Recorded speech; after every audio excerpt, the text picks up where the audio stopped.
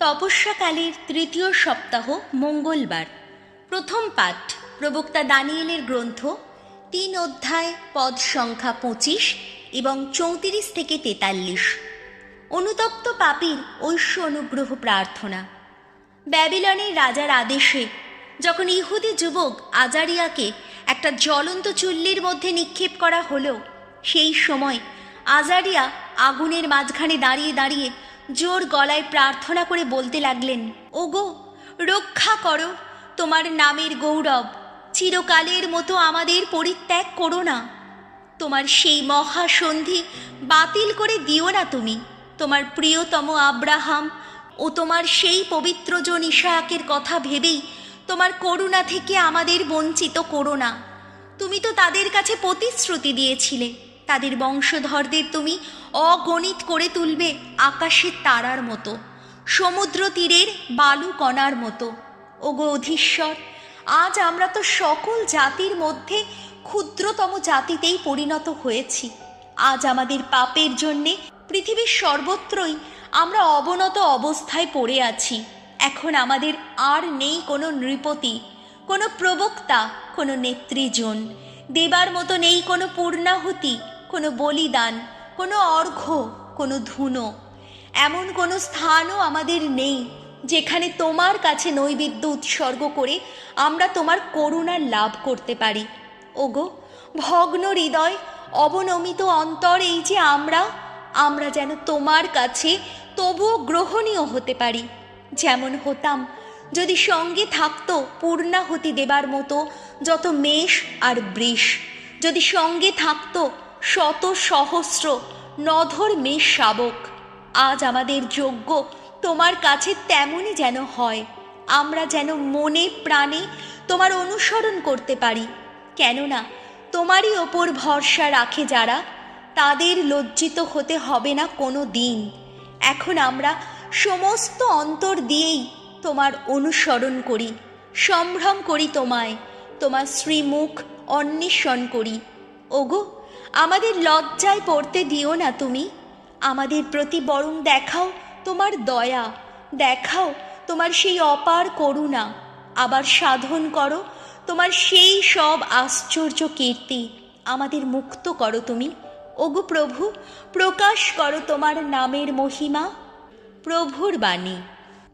শ্যাম সঙ্গীত ধুয়ো।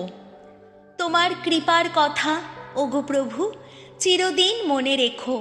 ওগো ভগবান, আমায় দেখাও তোমার আপন পথ, দাও বলে দাও কোথায় তোমার সরণি।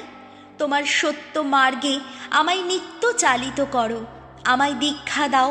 ওগো আমার ত্রাণেশ্বর যে তুমি। ধুয়ো। তোমার কৃপার কথা ওগো প্রভু চিরদিন মনে রেখো, মনে রেখো ভগবান তোমার দয়ার কথা, শত করুণার কথা। সেই প্রাচীনকাল থেকেই ওগো যা কিছু করেছ তুমি, ওগো আমাকেই মনে রেখো, করুণাময় যে তুমি। আহা ভগবান, মঙ্গলময় যে তুমি। ধুয়ো।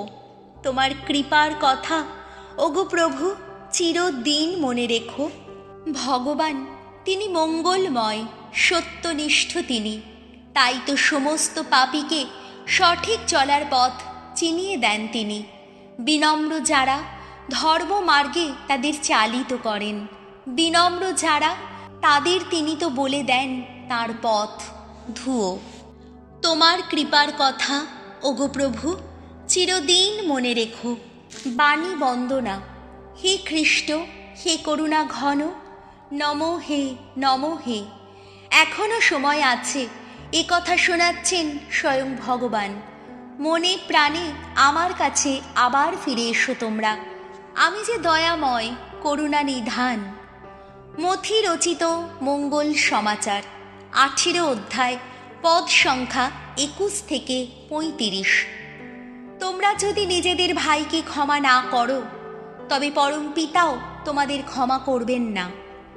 একদিন পিতর যিশুর কাছে এসে জিজ্ঞেস করলেন, প্রভু আমার ভাই আমার প্রতি বারবার অন্যায় করলে তাকে আমার কতবার ক্ষমা করতে হবে? 7 বার? যিশু উত্তর দিলেন, আমি বলছি 7 বার কেন, বরং 70 গুণ 7 বার। তাই স্বর্গরাজ্যের এই তুলনা দেওয়া যেতে পারে।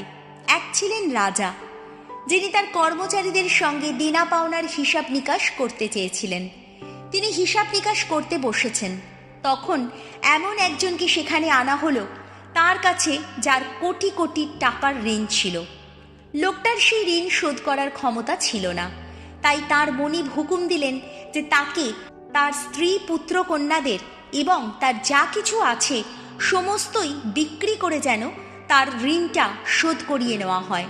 সেই কর্মচারী তখন তার পায়ে লুটিয়ে পড়ে বলল, আমাকে একটু সময় দিন, আমি সমস্তই শোধ করে দেব। এতে সেই কর্মচারীর ওপর মনিবের দয়া হলো। তিনি তাকে ছেড়ে দিলেন ও তার ঋণও তিনি মুকুব করলেন। কর্মচারীটি সেখান থেকে বেরিয়ে আসছে, সেই সময় এমন একজন সহকর্মীর সঙ্গে তার দেখা হয়ে গেল, তার কাছে যার 100-র উপর টাকার ঋণ ছিল। তাকে ধরে তার গলা টিপে সে তখন বলল, কি হে, তোমার দেনাটা শোধ করে দাও। তার পায়ে পড়ে সেই সহকর্মী তখন মিনতি জানাতে লাগলো, আমাকে একটু সময় দাও ভাই, আমি নিশ্চয়ই শোধ করে দেব। কিন্তু সে কিছুতেই রাজি হলো না, বরং সেখান থেকে গিয়ে তার ঋণ শোধ না করা পর্যন্ত তাকে জেলে পুরে রাখল।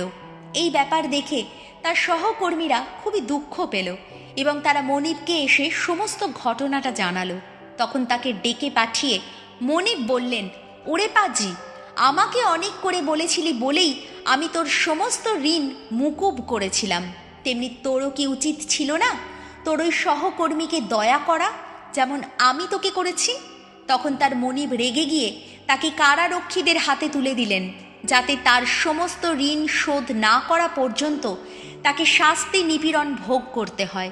এরপর যিশু বললেন, তেমনি তোমরাও প্রত্যেকে যদি নিজেদের ভাইকে অন্তর থেকে ক্ষমা না করো, তবে স্বর্গে বিরাজমান আমার পিতাও তোমাদের অমন দশাই ঘটাবেন।